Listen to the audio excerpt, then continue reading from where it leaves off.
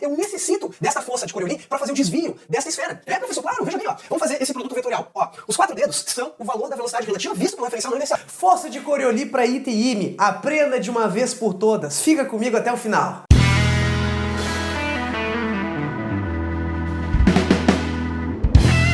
Fala pessoal, eu sou o professor Jean Pegoraro e hoje você pode ver que hoje eu estou a caráter, né? Hoje é um dia muito especial, que é o dia que você vai entender como fazer o produto vetorial e como entender de uma vez por todas a força de Coriolis. Então curte o nosso vídeo porque esse vídeo está fantástico. Esse vídeo é para você que estuda em alto nível para Olimpíadas e para a prova do Ita e prova do Ime. Então fica comigo até o final. Fala pessoal, vamos entender como funciona então essa força de Coriolis ou força de Coriolis para você que está se preparando para um vestibular de alto nível, tá? O mais interessante dessa força é que dizem as más línguas, não más línguas, mas as primeiras evidências, é que foi esse cara, Gustav Coriolis, que foi o primeiro a dimensionar ela e comentar. A força Coriolis, eu sei que você já deve ter visto vários vídeos aí na internet em alto nível, mas gente, primeiro de tudo, você tem que entender o conceito do que é essa força de Coriolis. Não adianta eu pegar e fazer uma grande demonstração, que eu vou ficar 15 minutos fazendo conta, e você não entender o que é o conceito da força de Coriolis. Se tu pegar a prova do Ita, por exemplo, a prova do Ita já cobrou a força de Magnus e não cobrou a equação, cobrou que você soubesse a parte teórica. Então vamos entender a teoria e vamos entender a parte matemática disso também. Então basicamente, essa força Coriolis, ela é uma força prevista em referenciais não inerciais, ou seja, as leis de Newton não conseguem prever a força de Coriolis. Então vamos pensar da seguinte maneira, vamos supor que numa mecânica ideal a gente larga esse corpo aqui reto, né? De acordo com a teoria newtoniana, esse corpo deveria cair reto, porque as leis de Newton são previstas para referenciais inerciais, que não tem aceleração. Mas, se a gente largar isso aqui de um prédio muito grande, nós precisamos se dar conta que o nosso referencial da Terra é o referencial girante, ou seja, um referencial não inercial. Então, como a própria Terra está girando, se eu largar isso aqui, a gente vai ver que esse corpo não vai cair reto, ele vai cair deslocado um pouquinho. Sério, professor Jean Pegoraro? Sim, a gente vai notar que esse corpo, por causa da rotação da Terra, ele vai se deslocar um pouco. E é por isso que a gente tem que fazer a introdução dessa força de Coriolis, que é uma força prevista para referenciais não inerciais, tá?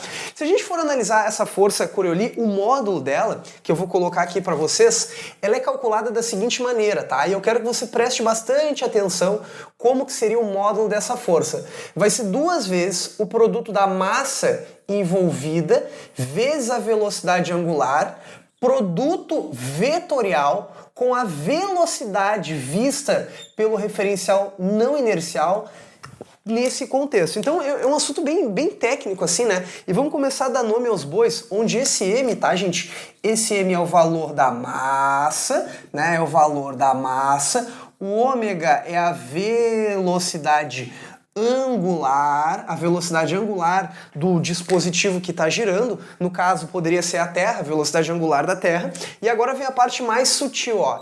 Esse V é a velocidade, ó, é a velocidade no referencial não inercial, tá, gente? No referencial não inercial, que é o referencial girante, que é o que não funcionam as leis de Newton, tá? Se você não viu ainda minha aula sobre referenciais não inerciais, procura aí no canal que é interessante você entender isso. Tá, então vamos entender a força de Coriolis, que é como a prova do Ita poderia cair. Vamos imaginar um referencial inercial. O que seria um referencial inercial? O referencial inercial são aqueles referenciais que funcionam, pessoal, funcionam as leis de Newton. O que são referenciais chamados inerciais? São aqueles referenciais que estão com aceleração zero. Ou está repouso, ou ele está em repouso, ou ele está em velocidade constante. Então vamos imaginar que eu tenho um disco, né? Eu tenho um disco. Isso aqui a gente pode encarar como sendo, olhando a Terra, né, no hemisfério sul, cortando por baixo, mas enfim, imaginar que eu tenho um disco girando para cá. Se eu pegar e lançar essa esfera, eu vou lançar essa esfera com uma certa velocidade. Então a esfera vai tender a seguir em linha reta. Mas essa esfera, vamos fazer o seguinte, essa esfera, vamos pintar isso aqui. Vamos pintar isso aqui, vamos deixar pintado isso aqui de vermelho no disco. E esse disco, ele depois, quando ele girar um certo tempo depois, esse disco, esse pintado de vermelho, ele vai estar aqui. E a esfera, né, pela lei da inércia, como a gente está acostumado, a esfera vai tender a seguir linha reta, ó. A esfera vai tender a seguir linha reta. Ou seja, visto de um referencial inercial, que é o referencial que as leis de Newton funcionam, eu simplesmente joguei uma esfera para frente, só que o disco está girando e isso aqui deslocou para cá. Ou seja, o referencial inercial explica direitinho, ele vai dizer, olha, a esfera foi lançada em linha reta e ela continua em linha reta. Só que aí que tá. Para o referencial não inercial, que é aquele referencial que vai fazer o uso da força de Coriolis, será um referencial que está olhando esse mesmo movimento, né, que era uma esfera e eu joguei para frente, ou seja, o inercial, o Newton, conseguiu ver isso aqui em linha reta. O referencial não inercial que está ali dentro, ele vai ver uma coisa, ele não vai ver esse corpo se deslocando em linha reta. Por quê? Porque ele também está girando, ou seja, ele é um referencial não inercial. Então é como se fosse assim, ó, é como se você imaginasse um observador que está aqui no centro, ó. Esse observador que está aqui no centro. E a gente vai ver que a velocidade angular de rotação, ela tá para cá, né? Se a gente fosse fazer um produto vetorial de velocidade angular, a gente veria que a velocidade angular estaria penetrando no plano do disco ali. O que esse referencial vai ver? Né? Veja bem que esse referencial inercial, cujas leis de Newton funcionam, se eu jogar aqui, ele vê tranquilamente que esse corpo tende a seguir em linha reta pela inércia, tá? Agora, se eu for ver o referencial não inercial, eu vou colocar ele aqui no centro do disco. É, professor, isso, aqui no centro do disco. E ele vai fazer análise desse movimento. E aí, esse referencial não inercial, ele vai ver aquela tarja vermelha pintada no disco, aqui fixa. E ele vai ver uma deflexão dessa bola. Só que para o referencial dele, tá surgindo uma força e essa força é a força de Coriolis que a gente vai analisar. Então o que ele vai ver? Ó? Ele vai ver que se ele jogar um corpo para cá, esse corpo ele vai se deflexionar para cima. É, professor, claro, ele vai se deflexionar para cima. E aí, para ele se deflexionar para cima, ele precisa de uma força não inercial, que nesse caso é a força de Coriolis, para justificar esse curvamento, né? Só para você entender, imagina que a gente olha de cima essa figura. Eu tô olhando esse disco de cima, tá? Como assim? Tá, vamos imaginar que o disco tá pintado de azul, e esse disco tá pintado de azul aqui, ó. Eu estou olhando essa parte de cima aqui. O que esse referencial vê? Esse referencial, a velocidade angular está entrando no plano, né? Então o vetor entrando vai ser xzinho, tá? E aí o que ele vai ver? Ele vai ver o quê? Ele vai ver esse valor de velocidade, ele vai ver essa esfera com o valor de velocidade para cá, ó, uma velocidade velhinha para cá. Uma velocidade velhinha, que é a velocidade vista pelo referencial não inercial. E ele sabe que esse corpo vai curvar para cima. E aí nós temos que saber fazer o produto vetorial desta força de Coriolis, tá? Talvez você não deve estar acostumado muito com isso, você deve conhecer um parecido da força de Lorentz lá em eletromagnetismo, mas eu vou te ensinar, tá? Presta atenção! Preste atenção, fique com bastante atenção agora no que eu vou te mostrar. Para a gente fazer um produto vetorial, a gente vai usar a regra do tapa, da mão direita, tá? Vai ser sempre assim, ó. Os 4 dedos serão o segundo vetor do meu produto vetorial. E o meu polegar é o primeiro vetor do meu produto vetorial. Se for um produto vetorial positivo, a força seria na palma. Se fosse um produto vetorial negativo, seria no dorso. Então vamos lá. O primeiro vetor que eu tenho que fazer o produto vetorial é a velocidade angular. Então, a velocidade angular será o quê? Será o meu polegar, tá? A velocidade angular seria o meu polegar. E a velocidade relativa, visto pelo referencial não inercial, vai ser os 4 dedos. Ó, veja que aqui eu tenho um sinal de menos. Como eu tenho um sinal de menos, implica dizer que o resultado deste produto vetorial será dado pelo dorso da minha mão. Pelo dorso da minha mão. Então aqui será a minha força de Coriolis, tá? E aí você começa a ver que é muito fantástico isso.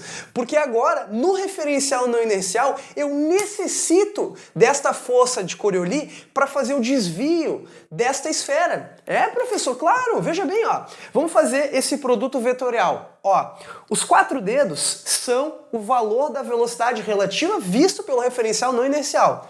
Então vai ser para cá, né? Ó, os 4 dedos para cá. E a velocidade angular do disco, ela vem para dentro, né? Então, ó, você coloca aqui.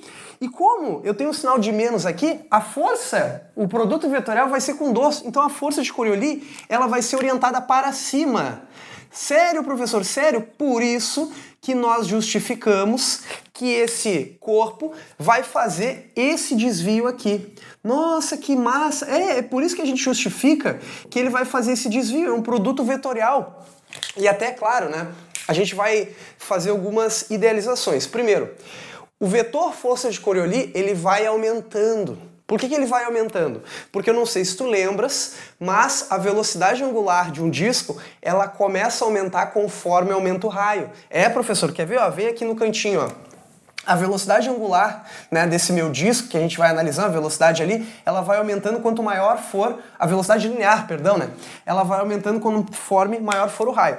Então assim, gente, a primeira coisa que você tem que entender, antes de começar a demonstrar a força de Coriolis, é entender a força de Coriolis. O que é? Ela é uma força que justifica muita coisa mesmo. Inclusive, a força de Coriolis, ela justifica, por exemplo, por que vai dar esse deslocamento. Então a prova do ITA, a prova do IME, ela pode, inclusive, te trazer essa expressão. Então você não precisa saber demonstrar, só que você vai ter que saber fazer esse produto vetorial. E esse produto vetorial não é uma coisa tão fácil de você entender. Você não acha em livros, tá? E é bem bacana, eu vou te trazer alguns exemplos aplicados com isso. Fala aí, pessoal, então vamos entender agora um exemplo mais bacana que pode cair muito bem na prova do ITA, uma questão que você tem que calcular, tá? Agora você vai entender um pouquinho melhor essa ideia da força de Coriolis. Vamos imaginar o seguinte, que eu tenho um referencial inercial aqui, que é o referencial onde funcionam as leis de Newton, né? E eu tenho um referencial não inercial num carrossel, e o carrossel está girando, né, com o giro dessa maneira. O que o referencial inercial vai enxergar? Ele vai enxergar essa bola com a resultante força igual a zero e vai ver ela parada. Só que o referencial não inercial, que é esse referencial que está girando, ele vai ver o quê? Vê se você consegue entender, ó, a cada instante tempo, ó, ele vai estar vendo essa bola aqui, ó, essa esfera. Veja com bastante cuidado. Quando ele estiver aqui, ele vai ver ela aqui, ó. Quando ele estiver aqui, ele vai ver ela aqui. Quando ele estiver aqui, ele vai ver essa esfera aqui. Ou seja, essa esfera vai estar girando para ele, porque é ele que está se mexendo no referencial não inercial.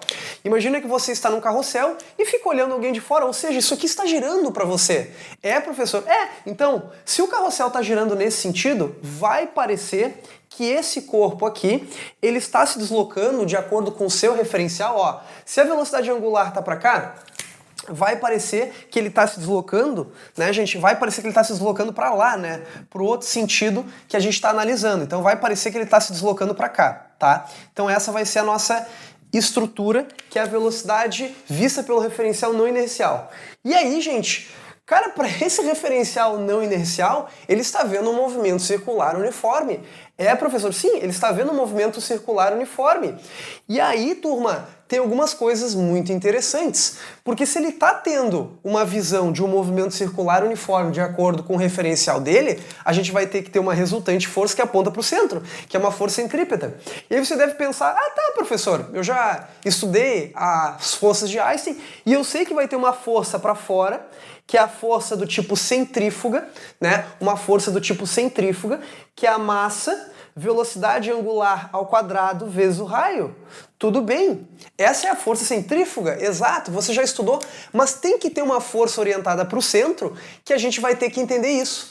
E essa força orientada para o centro é muito bacana da gente ver que essa força orientada para o centro é a nossa força de Coriolis. Sério? Sim, é a única maneira de eu justificar um movimento circular uniforme. Então, para dentro, pessoal, vai ter a nossa força de Coriolis, que é a força que nós estamos discutindo na aula de hoje. Que essa é a força Coriolis que, junto com a força centrífuga, vai dar uma resultante força apontando para o centro. Ou seja, para o referencial que está dentro do carrossel, ele vai verificar um movimento circular uniforme. E um movimento circular uniforme apenas por forças não inerciais, apenas por forças consideradas forças fictícias, forças de Einstein.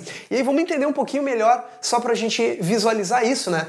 Porque pensando em prova do ITA e prova do IME, você tem que saber fazer essa regra do tapa. Então vamos pensar, ó. Primeiro, se o giro tá para cá, a velocidade angular tá para cima. Isso aqui eu vou fazer um adendo, né? Por exemplo, como é que a gente acha a velocidade angular? A gente vai fazer a regra da mão direita. Ó, se o giro tá para cá, o polegar vai dar a orientação da velocidade angular. A velocidade angular é um produto vetorial.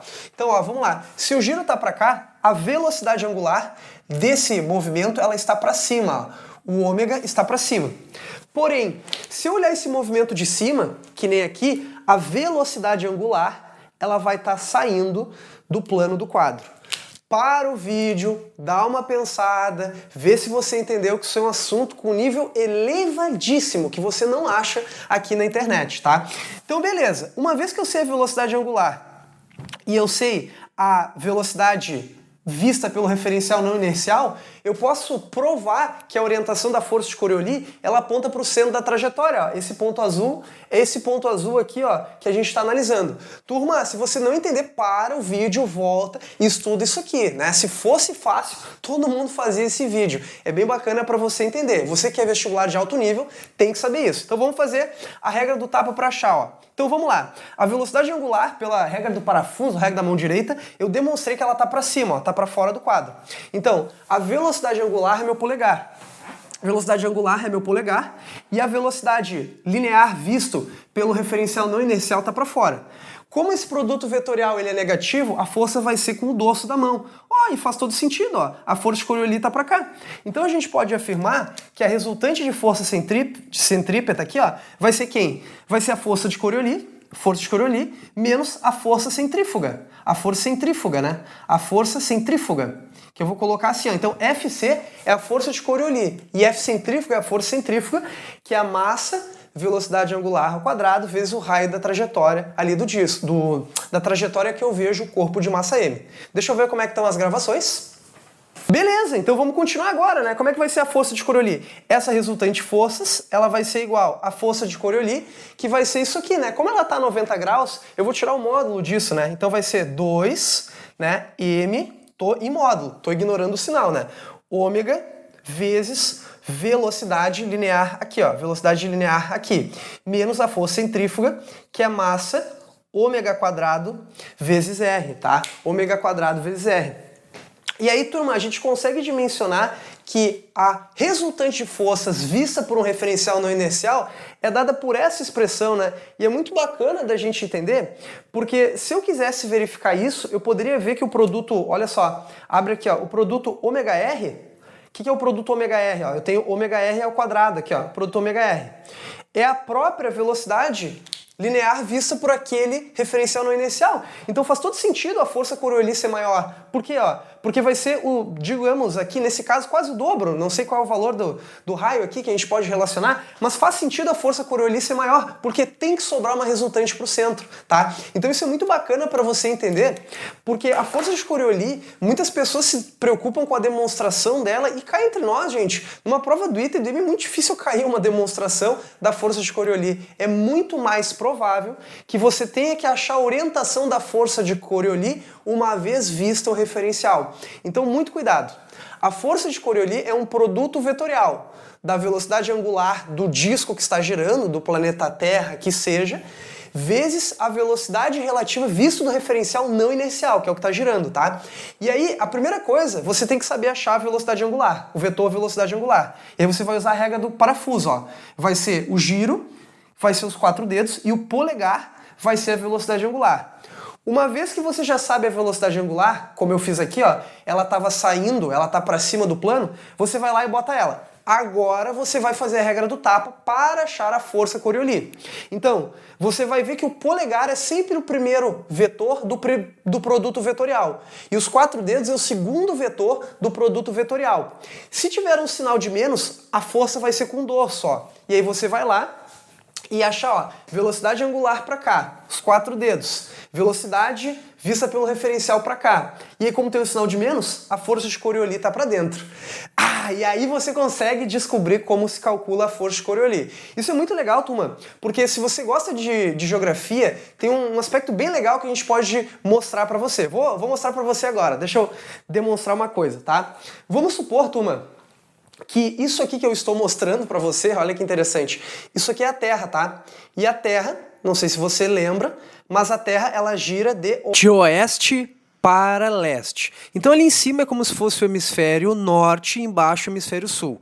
Se a gente olhar de cima isso, veja que o hemisfério norte, que é a parte amarela, ele está girando, vamos ver a visão de cima, no sentido anti-horário, né? No sentido anti-horário, como você pode ver agora, que é a parte amarela, que é o hemisfério norte, de acordo com esse nosso modelo. E se eu olhar a Terra por baixo, que é como se fosse a parte azul, é o nosso hemisfério sul, e você pode ver que a Terra vai girar no sentido horário para quem olha de frente. Isso é muito bacana, porque isso demonstra que os ciclones podem girar em sentidos contrários de acordo com o hemisfério. A gente pode ver que a força Coriolis é um dos fatores, obviamente, junto com o gradiente de pressão, que a gente vê lá na parte da geografia e nos deslocamentos de ar. Então é muito bacana da gente analisar isso. Força de Coriolis é um assunto lindo, lindo, que eu espero que vocês tenham entendido aqui com o nosso vídeo de hoje. Cuida que na prova do ITA e na prova do IME, o mais provável é que caia esse produto vetorial. Não que você tenha que calcular, até se tiver que calcular, a prova do ITA e do IME vai te dar a equação. E aí você vai ter que fazer essa regra do tapo para fazer o produto vetorial e marcar a resposta certa. Mas essa aula você deveria estar de terno e gravata também, né? Aproveita, curte o nosso vídeo e comenta aqui embaixo qual é o próximo vídeo que você quer que eu faça, né? Sabe por que é importante isso? Porque todos os vídeos que vocês sugerem aqui no meu canal, eu acabo montando para você ficar cada vez mais perto do seu sonho. Eu sou o professor Jean Pegoraro, curte o nosso vídeo, mas nunca se esqueçam que a física esteja com vocês.